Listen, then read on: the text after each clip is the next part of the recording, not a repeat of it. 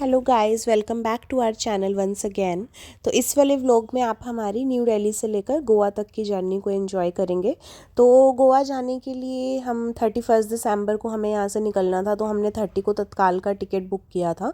And जिस train से हम जाने वाले हैं ये गोवा संपर्क क्रांति ट्रेन है, जो सैटरडे को चलती है न्यू दिल्ली से, और आई थिंक निज़ामुद्दीन भी जाती है ये।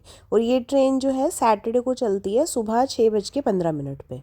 ठीक है, तो आप इसका देख लेना। अभी इसमें जो टोटल टाइम हमें वहाँ पे पहुँचाने में लिया, इट वाज 28 आवर्स का टाइम। बिल्कुल भी डिले नहीं थी। यहाँ से थोड़ा सा डिले चल रही थी बिकॉज़ यहाँ पे ठंड था, फॉग वगैरह थी, बट वहाँ पे जाके बहुत ज़्यादा मतलब टाइम पे इसने हमें पहुँचा दिया।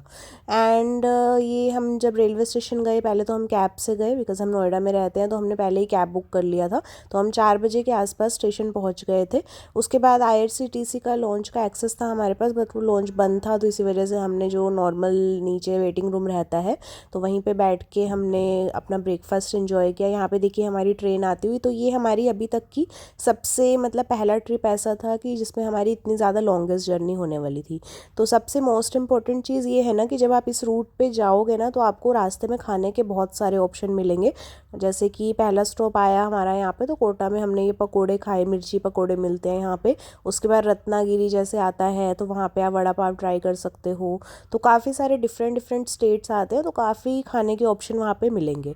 But we would like to advise कि अगर आप जा रहे हो तो आप अपना खाना साथ में कैरी करो। कुछ स्नैक्स वगैरह तो आप मतलब खा सकते हो बाहर से, बट जो खाना है वो रेलवे का आपको पता ही है कि ज़्यादा कुछ अच्छा होता नहीं है। वही एक नॉर्मल सी थाली रहती है और उसका मेन्यू रहता है। तो हम 2 टाइम का खाना यहाँ से लेकर गए थे, तो वही हमने जैसे डिनर में खाया था और लंच भी किया था। फिर ब्रेकफास्ट में हम सुबह गोवा पहुँच गए थे। एंड गोवा जब हम पहुँचे तो हम उतरे थे वहाँ पे थिविम रेलवे स्टेशन पर। तो जो ये ट्रेन है वो थिविम भी जाती है, मडगांव भी जाती है। तो अगर आप नॉर्थ गोवा जा रहे हो तो आप उतरिए थिविम। लेकिन अगर आप प्लान कर रहे हो कि आपको साउथ गोवा जाना है तो आप उसके लिए उतर सकते हैं मडगांव। तो यहाँ पहले जब हम गोवा गए हैं 2 बार, actually it was a third time जब हम अभी गोवा गए हैं, बट हम जब पहले गए तो हमेशा हमने फ़्लाइट से ही ट्रैवल किया है।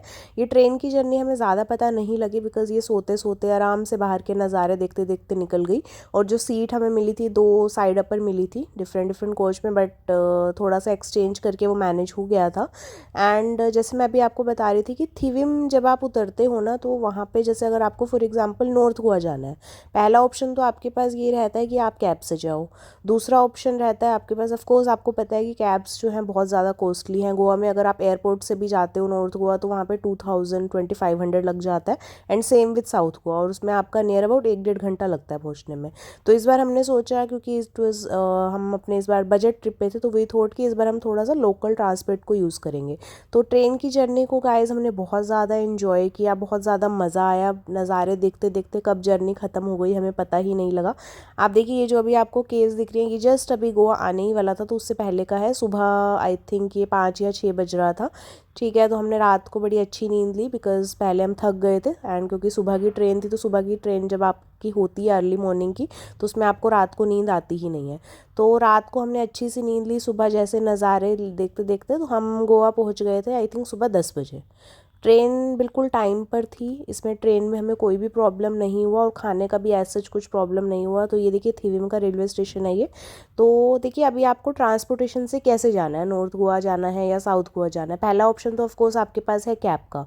तो अगर आप नॉर्थ गोवा के किसी भी बीच पे जाते हैं, जैसे अगर आपको कलंगुट जाना है, बागा जाना है, किसी बीच पे जाना है, तो आप जब स्टेशन से बाहर निकलेंगे ना, अभी आप आगे देखेंगे कि टैक्सी स्टैंड भी बना है यहाँ पे। तो यहाँ पे जैसे हम स्टेशन से बाहर जा रहे थे तो 650 रुपीज़ के आसपास आपका नॉर्थ गोवा जाने में लगता है। साउथ गोवा का हमने कंफर्म नहीं किया क्योंकि अभी हम नॉर्थ गोवा ही जाने वाले थे। तो गाइज़ ये 31 दिसंबर का दिन था। तो यहाँ पे आप भीड़ देखिए, बहुत ज़्यादा भीड़ थी। लेकिन जब हम वहाँ पे पहुँचे तो वहाँ पे इतना ज़्यादा क्राउड नहीं था, बट स्टिल था। जितना मतलब लास्ट ईयर हमने देखा उससे डबल ही था क्राउड। बट ये था कि हमने गोवा में 7 डेज स्टे किया, तो 1 जनवरी 2 जनवरी को बहुत ज़्यादा कम क्राउड हो गया। बट इस बार जो गोवा का टेम्परेचर था ना वो बहुत ज़्यादा अच्छा था। तो हमने कैसे हम पहुँचे नॉर्थ गोवा तक, हमने थिविम से जैसे हम जस्ट बाहर निकले, तो जस्ट आप वहाँ से 500 मीटर्स बाहर जाइएगा तो वहाँ पे ना बसेस आपको मिल जाएंगी। तो पहले हम गए वहाँ से मापूसा। मापूसा का बस स्टैंड है, मापूसा गए। फिर उसके बाद मापूसा से हमने कलंगुट की एक दूसरी बस ली तो जो मापूसा वाली बस में हमने 30 रुपीज़ पे किए थे और जो ये दूसरी कलंगुट वाली थी उसमें 50 रुपीज़ लिए थे। Actually it was new year का डे, तो आई थिंक वो कुछ ज़्यादा चार्ज कर रहे थे, बट उसमें 20-30 रुपीज़ से ज़्यादा नहीं मिलने वाला। आने वाली वीडियो बहुत इंटरेस्टिंग होंगी।